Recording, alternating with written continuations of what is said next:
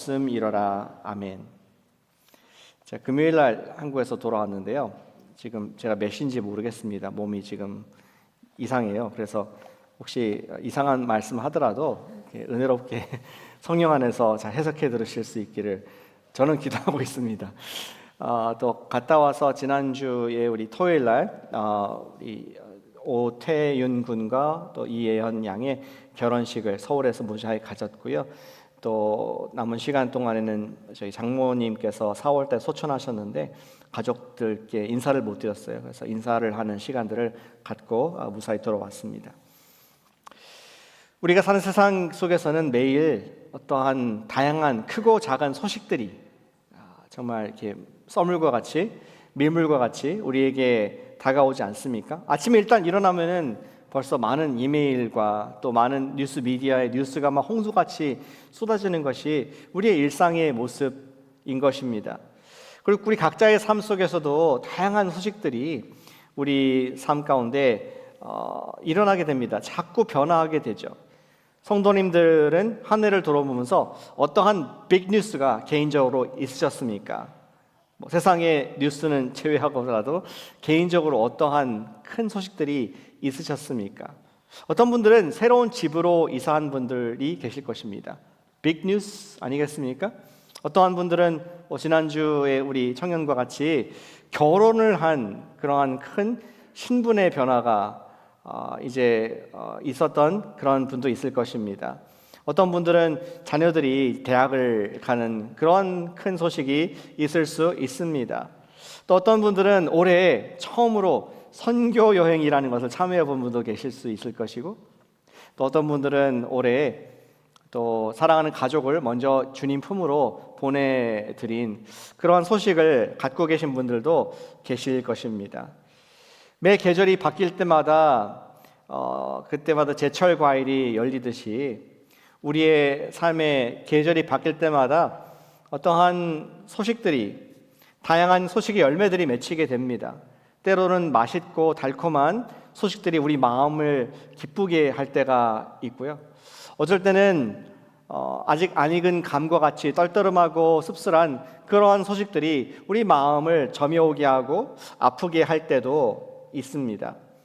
우리 삶 속에서 온갖 소식이 밀려오는 것을 우리가 막을 재간은 없죠. 마치 날아간 새가 머리 위를 지나가는 것을 막을 수 없듯이 그것을 막을 재간은 누구에도 없습니다.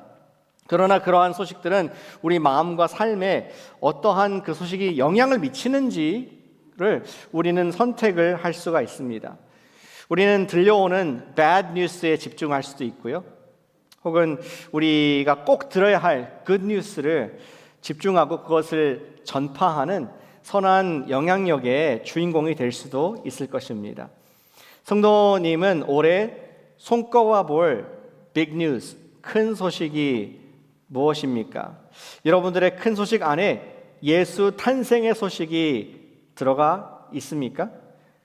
어쩌면 예수 탄생의 소식은 우리 영혼에 그리고 영원히 가장 중요한 소식이 아닐 수가 없습니다.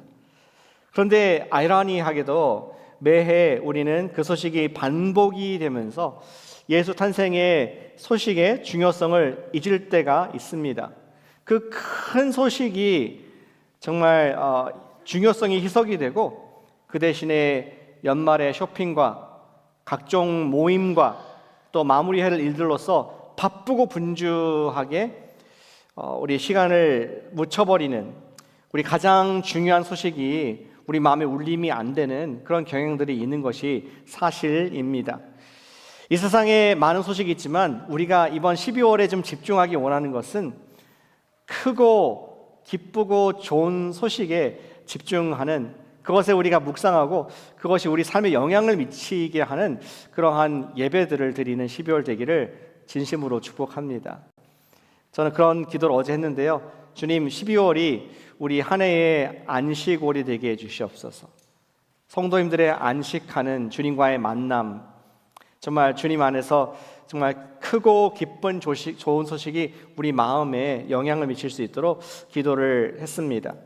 우리는 앞으로 4주간을 통하여서 예수님이 오신 크고 기쁘고 좋은 소식을 묵상하고 12월의 것을 좀 나누는 마음으로 우리 마음이 가득 차기를 기대하고 기도합니다.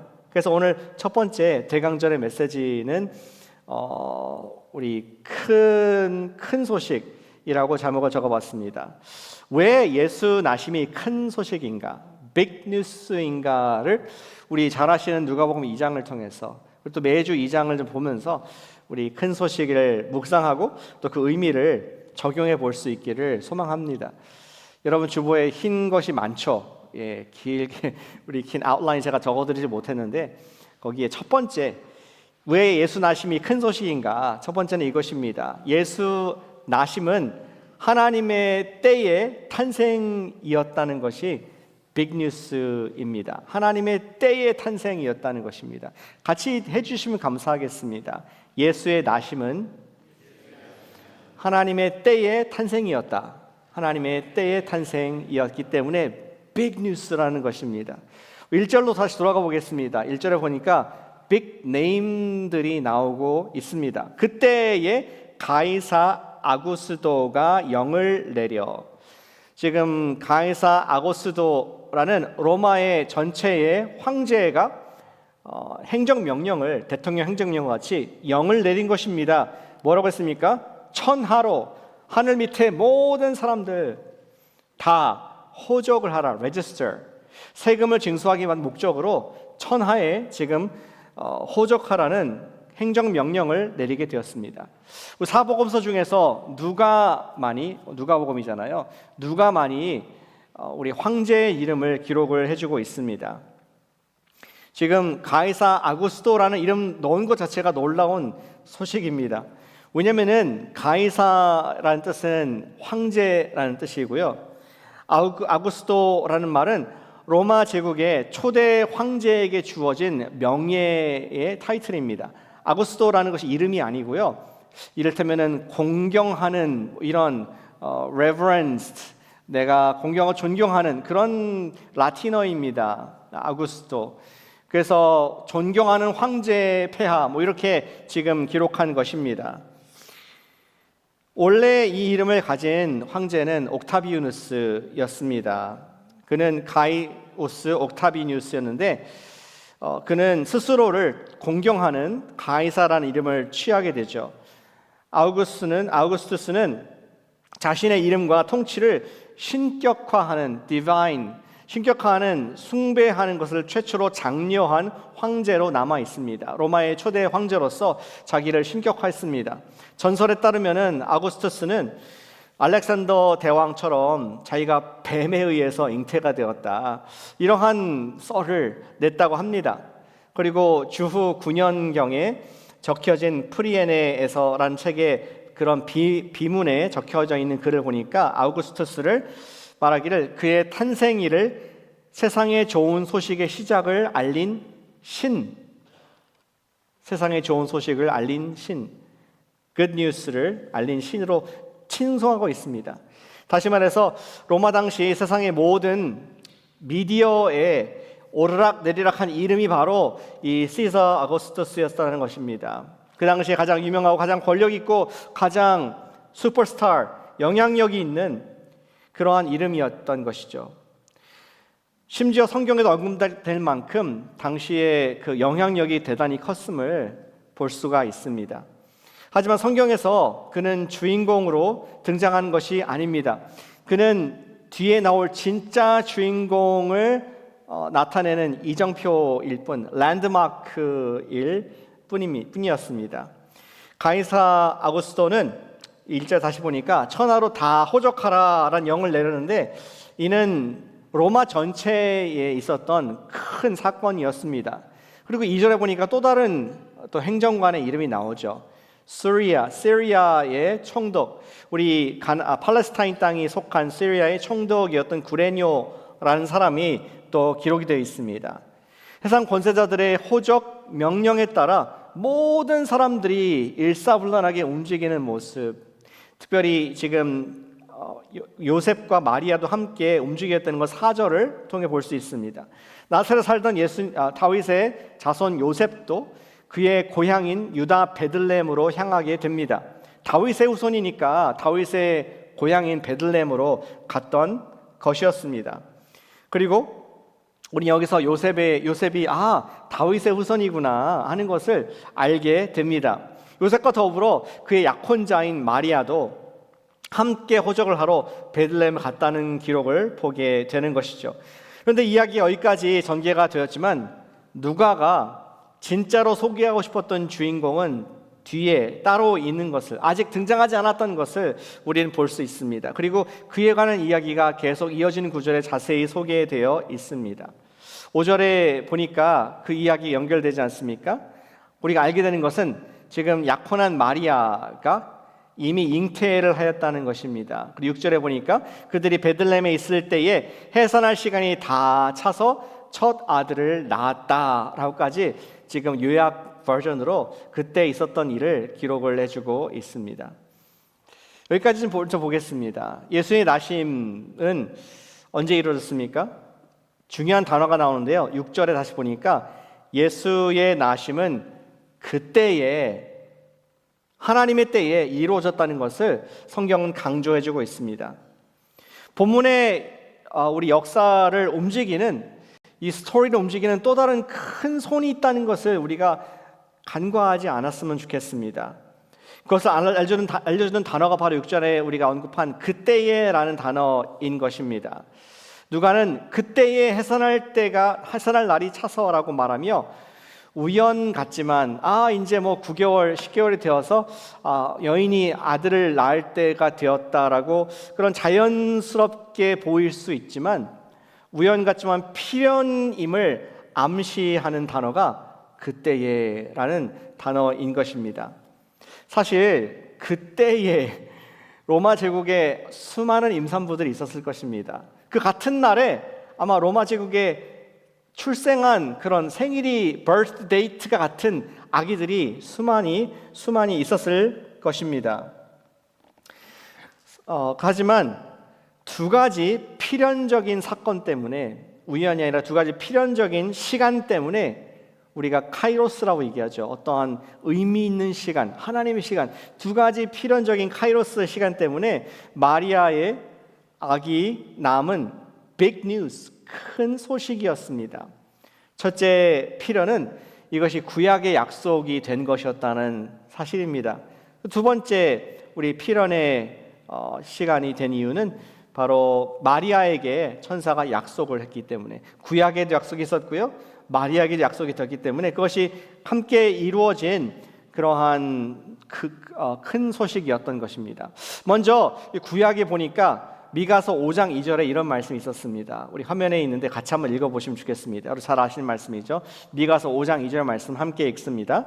베들레헴 에브라다야, 너는 유다 족속 중에 작을지라도 이스라엘을 다스릴 자가 내게로 나올 것이라. 그의 근본은 상고에 영원히 있느니라. 아멘. 사실은 이 말씀이 그 예전에 마태복음에 보니까 동방에서 박사들이 별을 보고 예루살렘 왔을 때 헤롯에 가지 않습니까? 우리 유다에 난 왕이 어디 있습니까? 이러한 깜짝 놀란 소식을, 그런 질문을 했습니다. 그러자 그때에 제사장들과 서기관들은 눈 깜짝하지 않고 정확하게 왕이 어디에서 난다는 것을 알았습니다. 어디서? 베들레헴에서. 이 미가서 5장 2절 말씀을 모두 다 아는 말씀이었기 때문에 이것은 구약에 예언된 말씀이 언젠가 이루어질 것을 그들 모두 정확히 알고 있었습니다. 베들레헴에서 태어나신 것은 바로 하나님의 약속의 때가 되었기 때문이었습니다. 그리고 두 번째 필연은 무엇입니까? 아까 두 번째 필연의 시간은 마리아에게 개인적으로 주어진 약속 때문에 그렇습니다. 우리가 누가복음 2장 읽고 있는데 1장 26절 이하에 보니까 천사가 다윗의 후손인 요셉의 정혼한 마리아에게 나타나서 깜짝 놀랄 이야기를 하지 않습니까?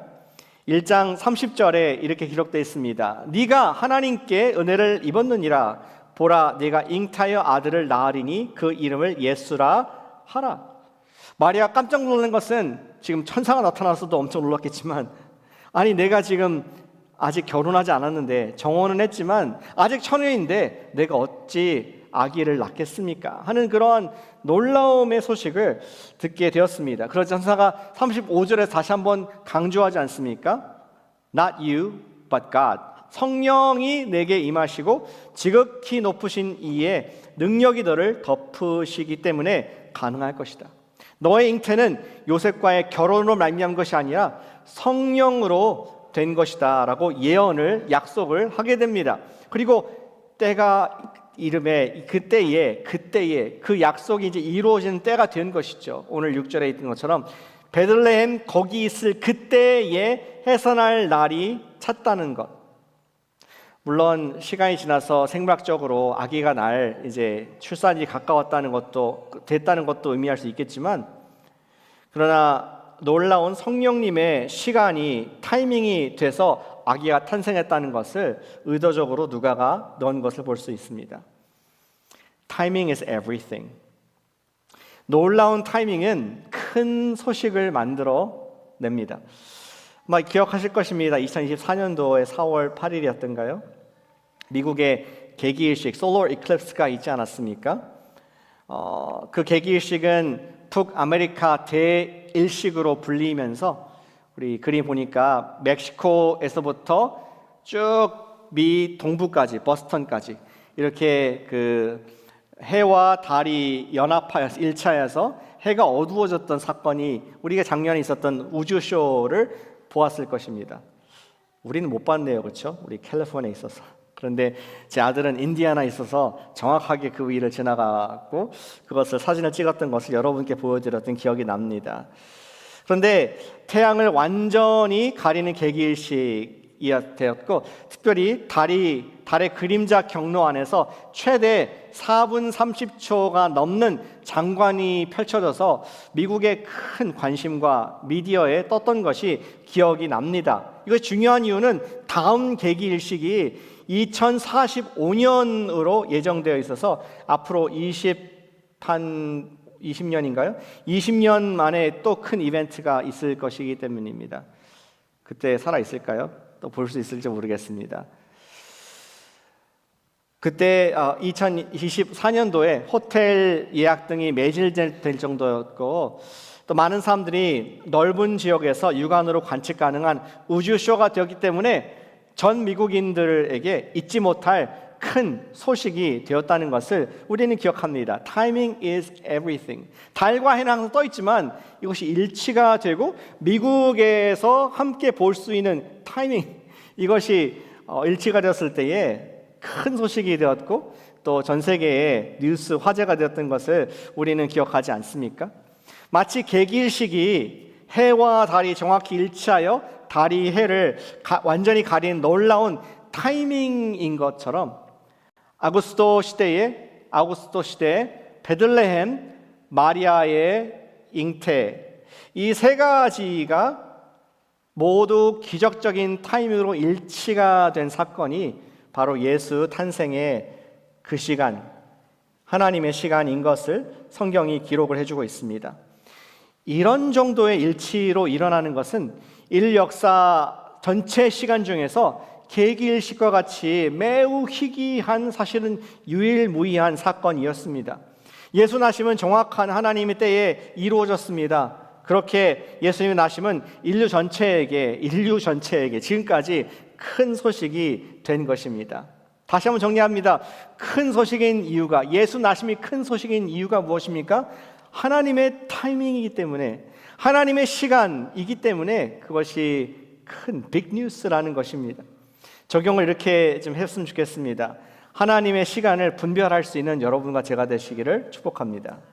같이 해보실까요? 하나님의 시간을 분별하자. 늘 하듯이 옆에 분에게 해주세요. 하나님의 시간을 좀 분별합시다. 옆에 분을 봐주시면서 축복해 주세요.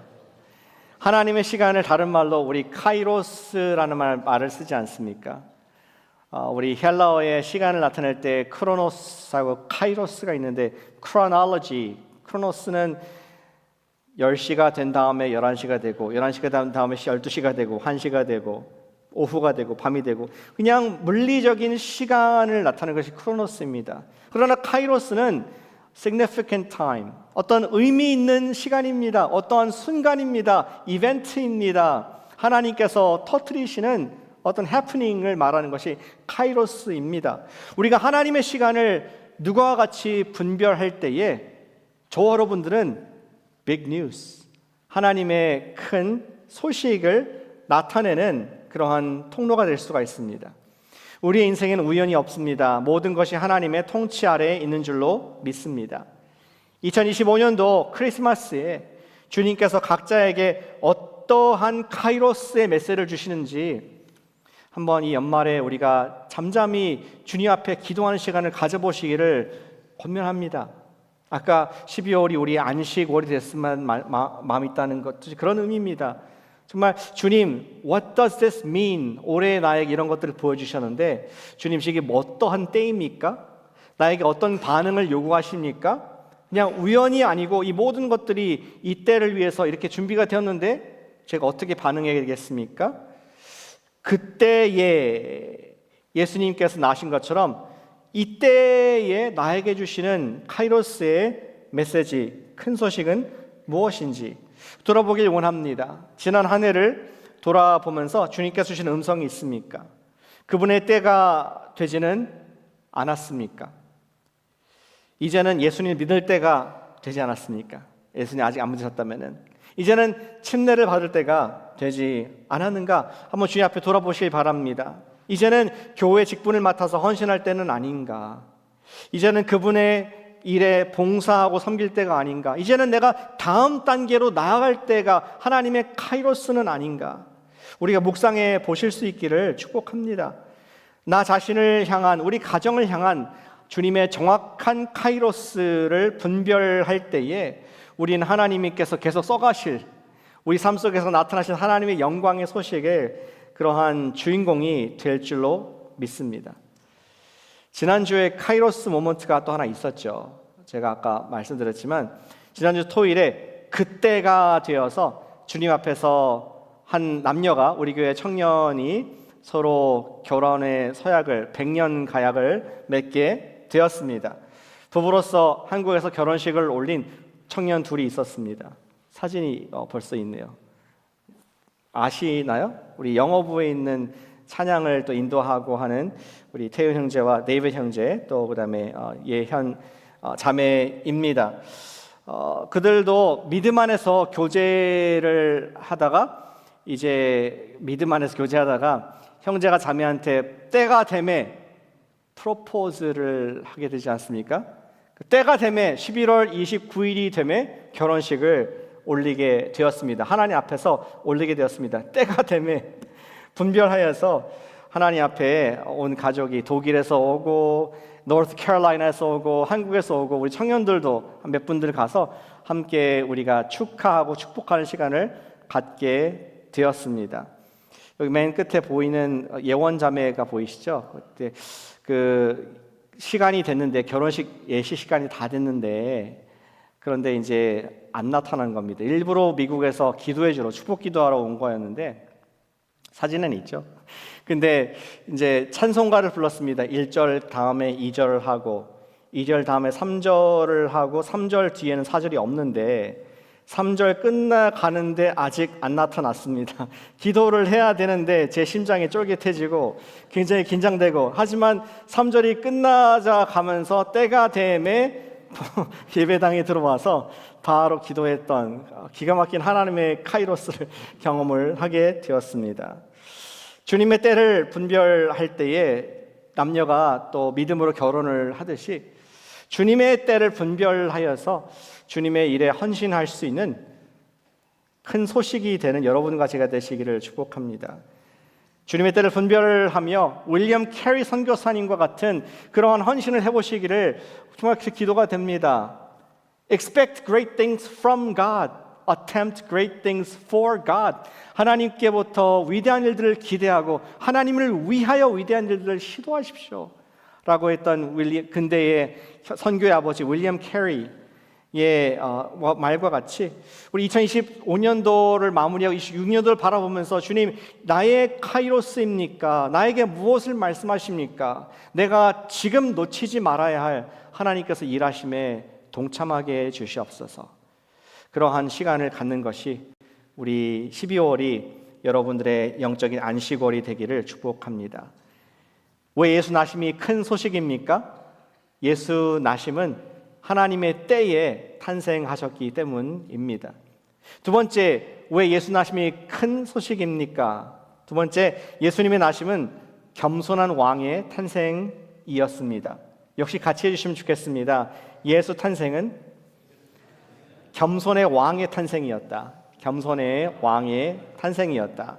우리 마지막 7절에 보니까 예수님이 어떻게 나셨는지를 아주 구체적으로 보여주고 있습니다. 7절, 첫 아들을 낳아 강보에 싸서 구유에 뉘었으니 이는 여관에 있을 곳이 없음이러라.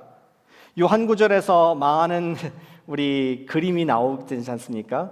구유, 또 마국간, 어떤 학자들은 말하기를 예수님께서 낳을 장소가 없어서 동굴 속에서 나셨다. 뭐 이런 학설도 나오고 여러 가지 상상들을 많이 하게 됩니다. 예수의 탄생은 특이하게도 그 아들을 낳을 여관이 없어서 아들을 낳았는데, 오늘 그림 정확히 보니까 강보에 흰 우리 cloth, 옷이죠, 천이죠. 미국에서도 아기를 낳으면은 이런 파란, 하얀, 빨간 줄로 된 그 이불에 항상 싸더라고요. 머리에는 파란색 이런 두건을 하고, 그러한 강보에 싸서 구유는 짐승의 먹이를 먹이는 통, 그러한 구유에 놓였다는 소식을 누가가 기록으로 남기게 됩니다. 왜 그럴까요? 왜 그렇게 예수님께서 그렇게 오셨을까요?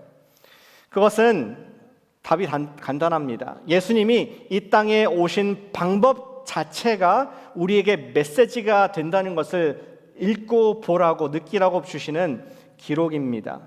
우리 맥루한이라는 커뮤니케이션 학자는 말하기를 The medium is the message. 통로 자체가 메시지가 된다. 어떠한 모습으로 이 패키지가 되는가 자체가 메시지이다. 이런 얘기를 하지 않았습니까? 예수님의 나심이 큰 소식인 이유는 이 세상에 존재하지 않았던 새로운 종류의 권위자, 새로운 종류의 리더가, 새로운 종류의 왕이 오셨다는 것을 보여주셨기 때문에 빅뉴스라는 것을 얘기하고 있습니다.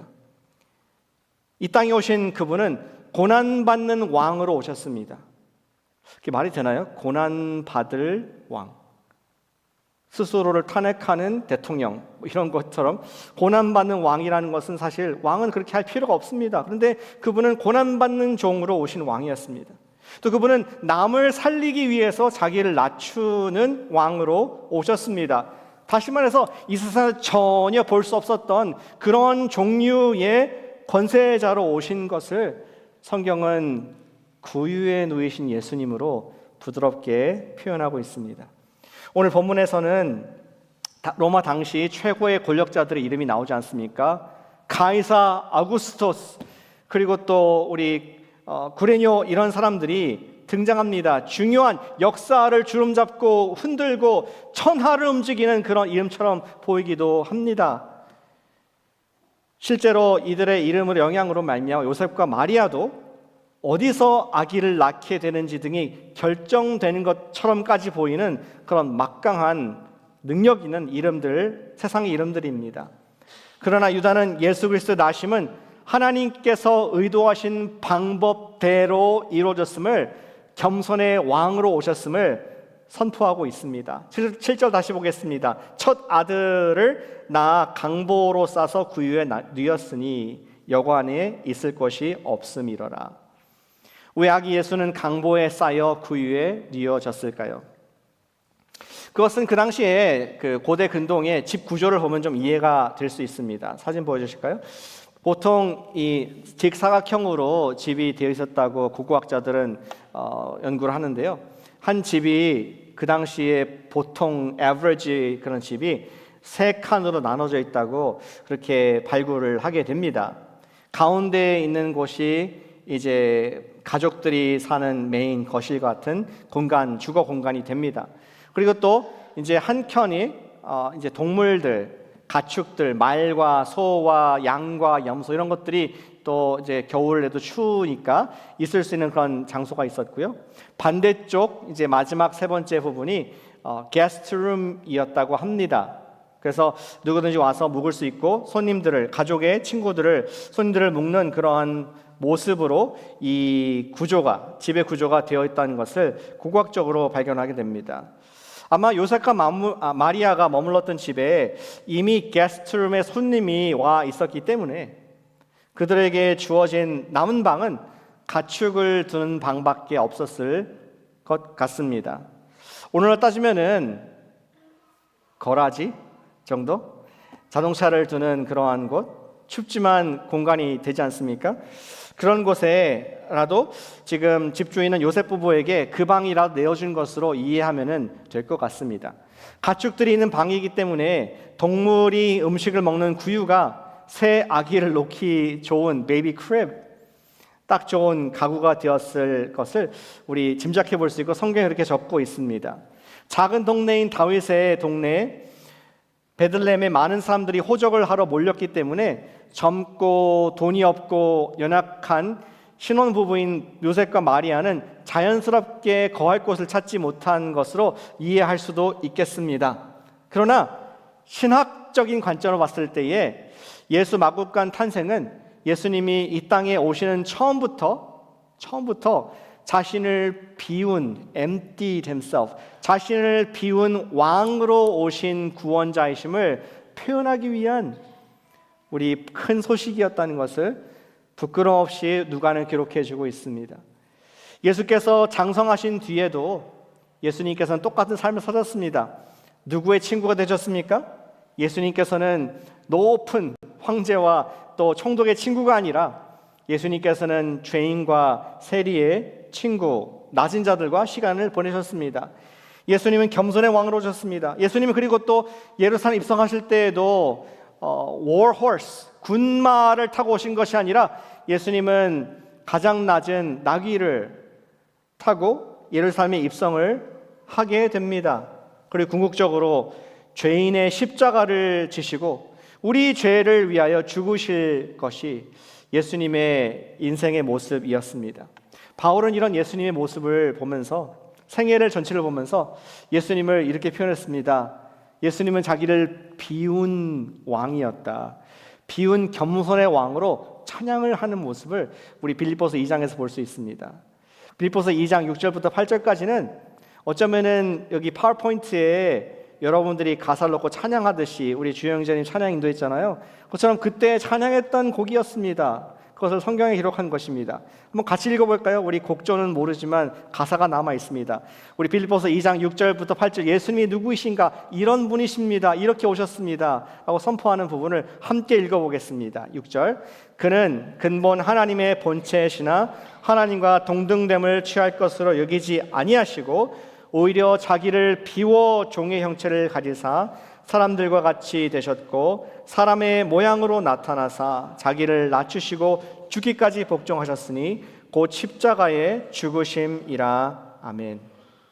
여기 핵심 그 단어는 오히려 자기를 비워. 그분이 황제보다 총독보다 훨씬 높으신 하나님의 아들이셨음에도 불구하고 그는 구유의 종과 같이 오셨다. 그리고 성육신하신 사람과 같이 되셔서 사람 중에서도 자기를 낮추고 그리고 종국에는 십자가에서 죽기까지 복종하신 그러한 우리 섬김의 겸손의 왕이 되셨다는 것을 바울이 예수님의 생애를 요약하고 있습니다. 사랑하는 여러분, 오늘 예수님의 탄생 이야기를 첫 부분을 읽으면서 적용할 것은 이것입니다. 우리 큰 소식을, 예수님이 겸손의 왕으로 오셨다는 큰 소식을 받은 우리로서 우리도 겸손의 메신저가 되실 수 있기를 축복합니다. 아멘. 우리 겸손의 메신저가 되시기를 바랍니다. 같이 해보실까요? 겸손의 메신저가 되겠습니다. 겸손의 메신저가 되겠습니다. 한 해를 돌아보면서 자신의 삶을 우리 모두 정리를 하게 됩니다. 예수님 모습과 같이 이웃과 나의 것을 나누어 누군가를 섬기는 계절로 우리 12월을 묵상하며 보낼 수 있기를 소망합니다. 겸손이 무엇인가요? 그냥 인사를 잘하고 몸 굽신거리는 사람이 겸손한 사람입니까? 여기서 말하는 예수님의 겸손은 누군가를 섬기기 위해서, 그분이 잘 되고 그분의 이익을 위해서 내가 스스로를 포기하는 것, 그것이 예수님께서 보여주신 겸손의 모습입니다. 누군가가 게스트룸에서 지낼 수 있도록 나는 가축의 방에서 지내는 마음으로 섬기는 것, 그것이 오늘 구유에 누이신 예수님의 메시지가 큰 소식입니다. 그것이 누군가에겐 예수님이 누구신가를 알리는 통로가 된다는 것이 될 것입니다. 우리의 겸손한 드림과 섬김이 예수님의 구속사 메시지의 한 작은 또 다른 소식이 되어서 예수님을 전하는 통로가 될 수 있습니다. 어제 우리 몇 사람들이 레드시티에서 전도를 나가지 않았습니까? 여러분들을 초대했는데 많이 안 오셨어요. 2월 달에는 오시길 바랍니다. 근데 거의 끝나갈 때 한 자매님이 홈레스 분에게 복음을 전했습니다. 많이 이렇게 필요가 많은 분이었고 기도가 필요한 분이었고, 그래서 그분에게 복음을 전하고 또 기도를 해드렸습니다. 그리고 이제 기쁘게 우리 대화를 마치고 돌아서는데 그 자매님 마음속에 주님의 음성 같은 것이 들렸다고 합니다. 그에게 진짜 필요한 것은 점심이다. 돌아서는 자꾸 그 음성이 들리는 겁니다. 그러면서 떠나가도 다시 그 음성이 들려가지고 햄버거 샵에 가서 햄버거 세트를 샀다고 합니다. 제가 몰랐어요, 이렇게 비싼지. 요새 17불씩 이렇게 햄버거 세트가 하는데 기도해 주세요. 우리 국가를 위해서 물가를 위해서도 기도해야 될 것 같습니다. 근데 그것을 희생을 하고 그분에게 다시 음식을 갖다 주었는데 너무나 감격하면서 그분이 허기를 채우고 또 주님을 찬양했다는, 기뻐했다는 그런 얘기를 제가 듣게 되었습니다. 저는 그 일을 보면서 마음에 부끄러움이 들었습니다. 저도 한때는 매월 20불은 꼭 구제하는데 쓰겠다, 그런 결단을 했었는데 어느새 저도 모르게 마음이 식어져 있는 그러한 내가 주인된 모습을 보면서 회개하는 마음을 어제 갖게 되었습니다. 예수님의 큰 소식은, 빅뉴스는 그분이 섬김의 메시지로 오셨다는 것입니다. 이번 12월에 나 자신을 돌아보는 것을 잠깐 내려놓고, 나의 필요, 우리 가족의 필요를 위해서 돈을 쓰는 건 잠깐 내려놓고, 우리가 예수님의 큰 소식을 받은, 겸손의 왕으로 오셨다는 메시지를 받았다면은 우리가 12월에 섬기는 기회를 가져보면 좋겠습니다. 우리가 누군가를 겸손하게 섬길 때에 예수님의 구원의 큰 소식이 그분에게 말로만이 아니라 삶으로 전달될 수 있을 것입니다. 어쩜 오늘 헤리티지 홈 오후에 미혼모 집에 가는 것도 그런 의미가 될 거라고 생각합니다. 거기에 가는 분들은 물질과 시간의 희생이 있습니다. 그러나 그걸 받는 그 여성분들, 아기들에게는 큰 기쁨의 소식이 될 것입니다. 또한 이번 달에 드리는 라티문 선교 헌금도 사실 우리 빠듯한 재정 가운데 드리는 것 아니겠습니까? 교회도 재정이 많이 없어요. 그런데 우리 그러한 희생을 할 때에 저쪽 지구 반대편에 이 크리스마스 계절에 누군가는 예수님이 나셨다, 예수님이 그리스도시다, 예수님이 세상의 메시아시다 하는 메시지를 듣는 그러한 소식, 큰 기쁨의 좋은 소식을 듣는 통로가 되게 하실 줄로 믿습니다. 겸손의 왕, 섬김의 왕으로 오셔서 우리를 위해서 구유에 누우신 예수님을 생각하면서 우리 그런 결단했으면 좋겠습니다. 주님, 12월에 제가 섬김의 메신저가 되게 해주시옵소서.